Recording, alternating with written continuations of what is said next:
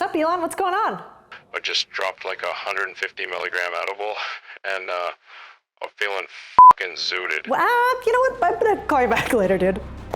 Wouldn't it be amazing if you could just call up millionaires and billionaires for advice? I met a presidential candidate, a multimillionaire entrepreneur, and my YouTube manager, Christian, is on a mission to meet the famous podcaster, Chris Williamson. Why should you care?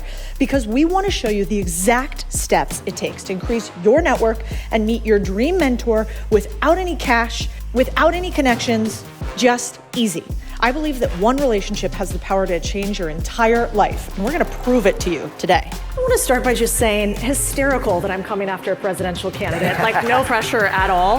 I can't believe that this guy has come to Miami, bought a personalized cake, put Pump's face on it, and is gonna hand deliver it. I can think of no one better to discuss thriving as a business leader in a recessionary period. I actually think this is gonna work. Codie Sanchez. The number one reason my companies do $50 million a year in revenue is through the people I know. 3 steps I use to get the dream job, business partners, and mentors. So part 1, how do you stand out? I call the value bomb. We're living in a more connected world than ever. Everyone is one message away. The problem is, the people you want to connect with, everyone else wants to connect with them too. Value bombing is offering so much value, they can't ignore you. That's the secret.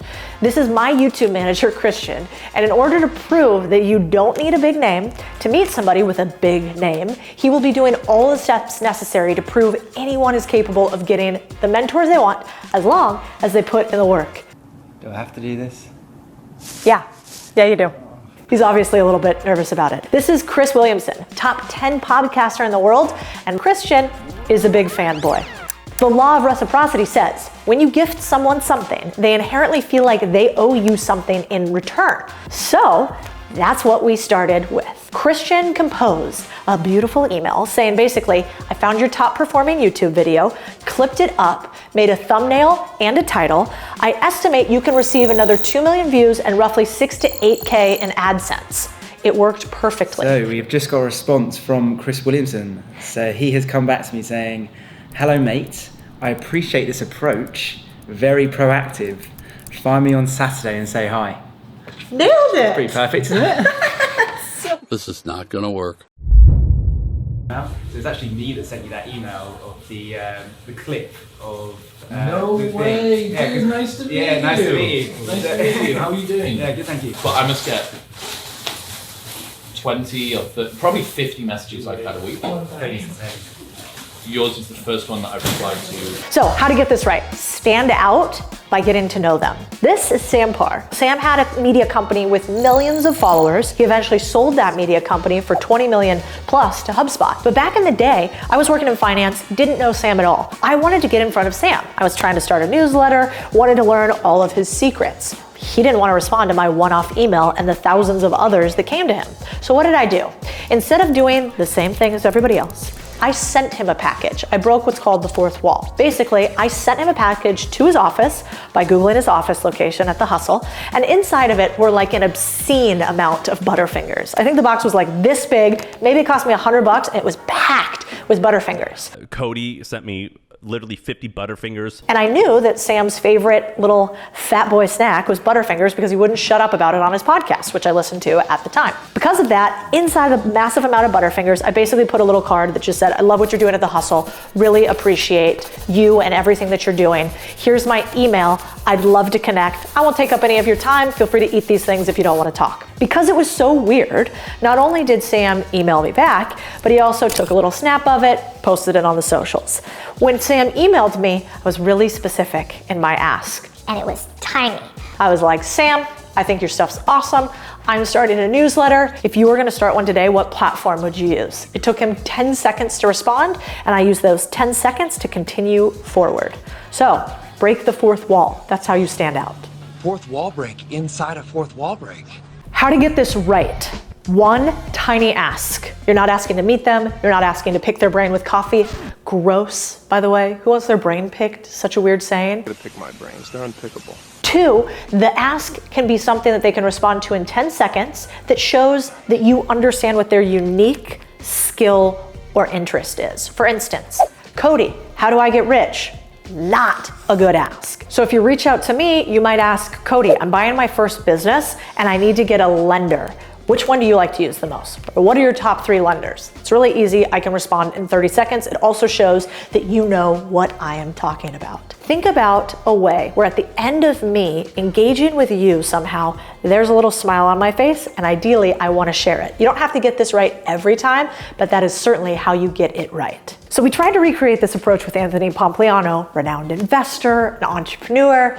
I sent poor little Christian to connect with Pomp with nothing but a nice note and a personalized cake. It worked so well that we ended up with a one-on-one ex-Navy SEAL as security. AKA, it didn't work at all. But that brings me to my next point. The reason that it didn't work is a couple of things. One is we didn't think about our audience. Pomp has a private office. He doesn't want people sending random stuff to him. 2, we didn't tell him beforehand that we were gonna send something like this. 3, maybe you don't send like a cake that's open packaging to somebody that anybody could mess with. Not my brightest moment, although I love his face on this cake. I mean, I still think it's a great idea. But the truth is, you want to take a little risk. The worst thing that's gonna happen, you're gonna have a good story to show for it. Step 4. Being ballsy.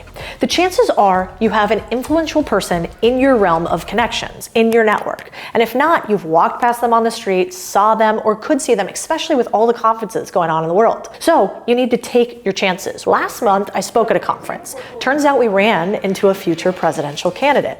We got a presidential candidate up there, and then we have me. It's basically the same thing, no difference whatsoever. Or he ran into us, literally. Good to see you. Do you have an email address? Twitter DM is probably the easiest. Twitter DM. Introducing Vivek Ramaswamy. Rolls right off the tongue.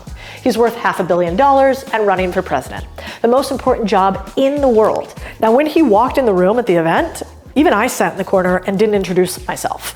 But my husband did, which ended up leading to my 28-year-old YouTube consultant on our team telling them that their social strategy essentially sucks and they were totally fucking up and doing it wrong. People don't care about this kind of stuff on Instagram. Right? Like, this is an example of something that's way too overdone. This type of stuff should never be on Instagram. But we ended up advising them for the next 30 minutes because of that intro, and now we're in Columbus on the way to a presidential candidate's campaign headquarters because we had the balls to ask him a question. Well, actually, I didn't have the balls. This guy did. By the way, that's my husband, who got looped into this YouTube video despite lots of protests. He had the balls to do one thing that all of us weirdo YouTubers didn't, which was like get out of our seat and shake the hand of this presidential candidate. So I don't know a lot about presidential campaigns, but I know a thing or 7 about social media. So I thought, could we make his Instagram great again? That's not funny. So now we're gonna figure out, how do we take this to the next level? How do we seal the deal? Speaking of seal the deal, I do deals for you guys all day long. But the only deal you have to do is to hit that subscribe button. When we arrived in Ohio, we talked all about social media strategy, politics, and my husband and I were even invited on his podcast, which is wild. Sorry guys, get away here. We would have never gotten this if we hadn't shaken a hand, stood up. Now, you may not be in the same room as a presidential candidate. We had to make that happen ourselves. But who in your area do you know? Who is speaking at an event you could go to? What if when you shook their hands, you had an actual plan? Or who else knows somebody powerful that could make an introduction for you? What separates the winners from the losers are those who get a little uncomfortable. Here's how to get this right. First, position yourself as valuable. You are an expert in some field. What is the area where you can get free advice for 30 minutes? 2, have a clear ask. We didn't need an ask with Vivek, we had a give, which is even better. You don't want to waste their time and waffle around with what you're going to say. Clear ask, 30 seconds, or don't say it. Now here's how to mess this up. Vague requests. Can I grab a coffee? No! God, please, no! No!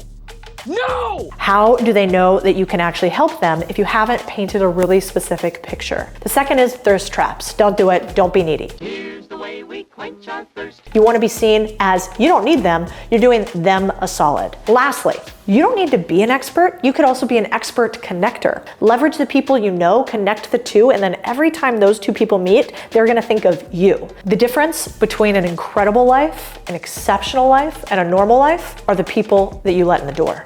Problem is, most of your friends you've been hanging around with all your life are not going to get you where you want to go. So So who are you gonna apply this to today? Pick 3 people, you can comment them below. Maybe somebody on this YouTube video knows that one person you're trying to connect with, because one connection can change your whole life.